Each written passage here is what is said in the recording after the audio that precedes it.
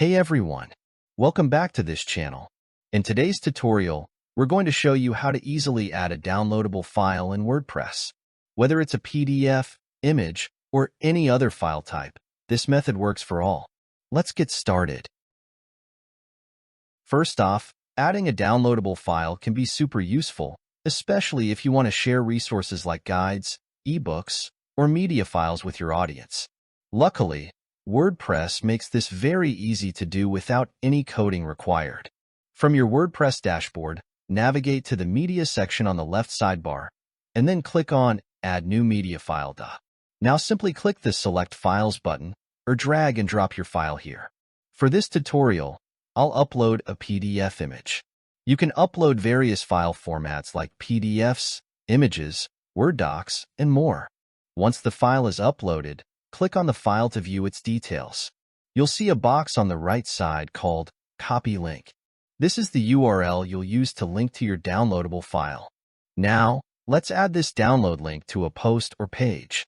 Navigate to Posts or Pages on the dashboard and click Add New, or edit an existing post where you want the download link to appear. For this tutorial, I'll edit the last post of mine. To add a button, simply click the plus icon in the editor to add a new block and type button. Choose the button block. Now, type the text for the button, like Download Now. Then, click the link button and paste your file URL. Before you publish, it's always a good idea to review your post and make sure everything looks right. Click the Preview button at the top right of your screen.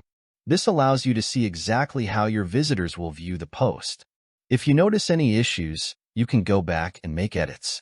Once you're satisfied with the preview, you're ready to publish. Now, when everything is ready, just click the Publish button at the top right corner. Your downloadable file is now live on your website.